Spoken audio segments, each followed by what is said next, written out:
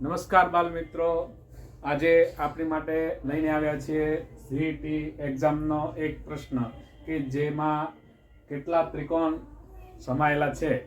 તો તેવો એક દાખલો છે અહીંયા. તો ચાલો આપણે તે દાખલો જોઈએ તો કેવી રીતે સોલ્વ કરશું.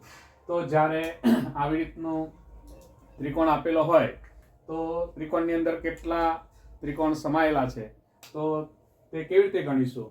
તો એની એક સરળ પદ્ધતિ જે છે તે આપણે જોઈએ. તો સૌપ્રથમ આપણે શું કરશું તો કે અહીંયા જે ત્રિકોણ આપેલા છે તો બીજું કશું કરવાનું નથી. સૌપ્રથમ આપણે ત્રિકોણને આવી રીતે 1 2 3 4 5 6 અને 7 આ પ્રથમ હરોળમાં 7 ત્રિકોણ છે. પછી બીજા 4 ત્રિકોણ છે એટલે એને ક્રમ આપીશું 1 2 3 અને 4. તેવી જ રીતે અહીંયા 1 2 3 4 અને 5 આવી રીતે લખ્યા બાદ આપણે શું કરીશું તો કે અહીંયા 7 ત્રિકોણ આપેલા છે તો 7 પછીની સંખ્યા આવે 8 એટલે 7 ગુણ્યા 8 કરીએ એટલે કેટલા થાય 56. 56 ને આપણે 2 વડે ભાગીશું એટલે 56 ભાગ્યા 2 કરીએ તો કેટલા થાય 28. ત્યારબાદ અહીંયા 1 2 3 અને 4 ત્રિકોણ છે એટલે 4 પછીની સંખ્યા આવશે 5 એટલે 4 પંચો કેટલા થશે 20.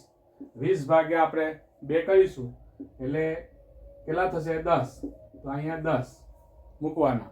ત્યાર પછી અહીંયા આપણે 1 2 3 4 ને 5 પછીની સંખ્યા આવે 6. 5 6 30 એટલે 30 ભાગ્યા 2 કરીએ તો અહીંયા આવશે 15. હવે આપણે કુલ ત્રિકોણની સંખ્યા ગણીએ. 8 ને 5 13, વિધિ 1 2 3 4 ને 1 5 કુલ 53 ત્રિકોણ આ આકૃતિમાં સમાયેલા છે. તો અહીંયા આપણો ઓપ્શન નંબર ડી એ આપણો સાચો જવાબ આવશે. તો આવી રીતના જ પ્રશ્નોના સોલ્યુશન માટે નિયમિત રીતે યુટ્યુબ ચેનલ જોતા રહો. નમસ્કાર.